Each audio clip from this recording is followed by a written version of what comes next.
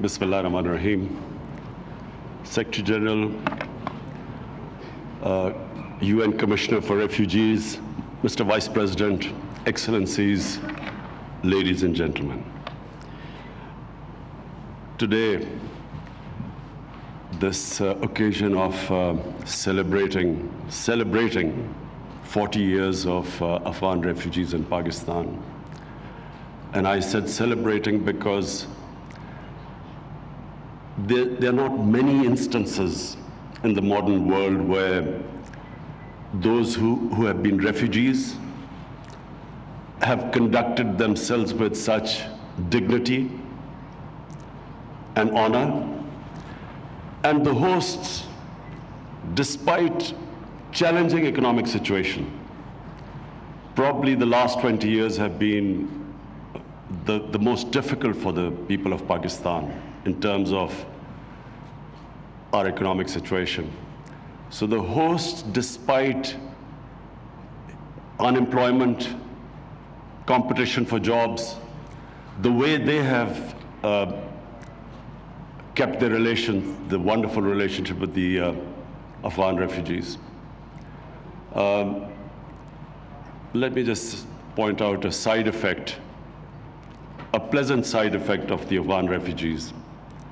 The children in the refugee camps started watching the Pakistan cricket team and learning how to play cricket.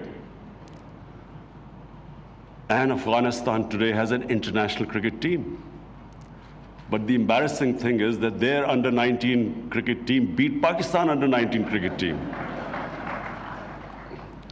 I hope they don't beat us, our full cricket team.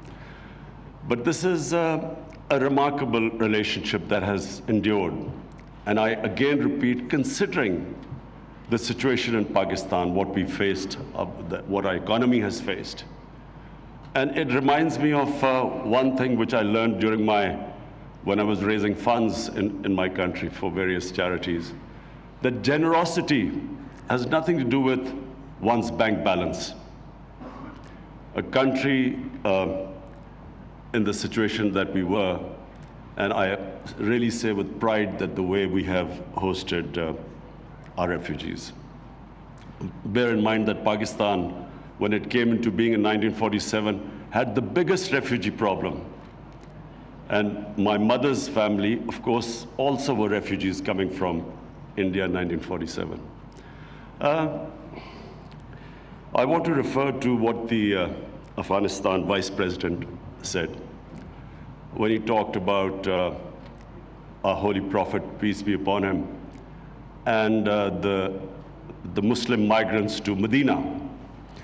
You see, the reason why I feel that this relationship endured in Pakistan for 40 years was because of our Prophet Muhammad sallallahu alaihi wasallam, who when they migrated from Makkah to Medina, when they faced religious persecution, that relationship between the people, hosts of Medina, and the refugees from Mecca was exemplary. And it has stayed in the Muslim psyche for all these centuries. And the second aspect I want to highlight about the great characteristic about our Prophet Muhammad sallallahu alaihi wasallam was that he was the ultimate leader. He believed in uniting human beings. His title given to him in our book, Holy Quran, was a mercy for mankind, not for Muslims, for mankind. And he showed an example of forgiving all the people who persecuted him and then uniting human beings. And this is the hallmark of a good leader. We love Nelson Mandela because he forgave the people who persecuted him, united human beings, saved South Africa. And unfortunately, when we look at much richer countries, this is not the case. Political leaders use refugee problems for dividing humanity, to get votes. They transfer hatred towards the refugees who already are suffering. Who wants to be a refugee? It is probably the most difficult decision for a human being to leave his home. And so as it is, the refugees are suffering because they are refugees. And on top of it, they face this xenophobia in so many influential, affluent, rich countries. On top of it, we have this new phenomena after 9/11, Islamophobia. Islamophobia compounds the miseries of Muslim refugees. And Islamophobia, we all know, it came after 9/11 because terrorism and Islam were equated, Islamic terrorism. People could not tell the difference. The extremes in a human society, all human societies have moderates, liberals, and extremists. And if you concentrate on the extremes of a human society, you can demonize any human society.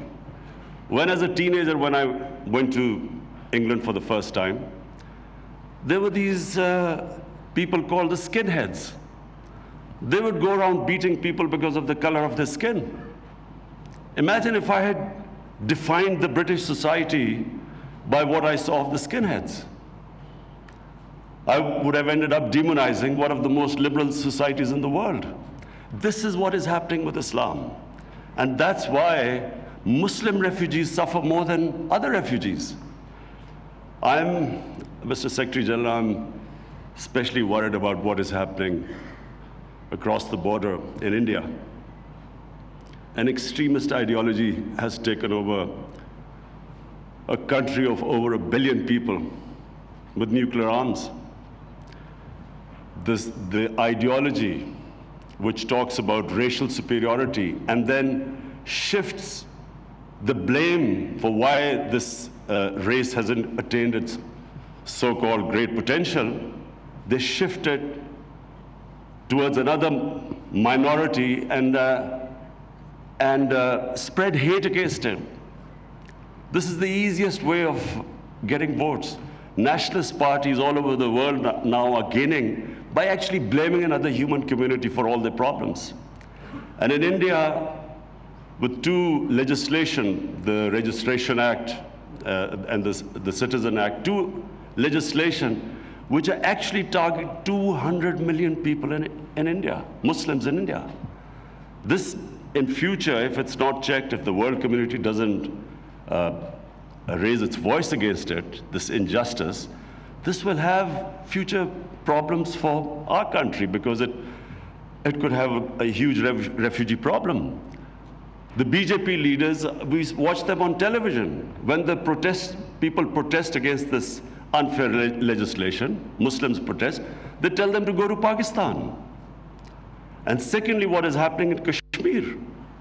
8 million people are still in an open prison for over 6 months.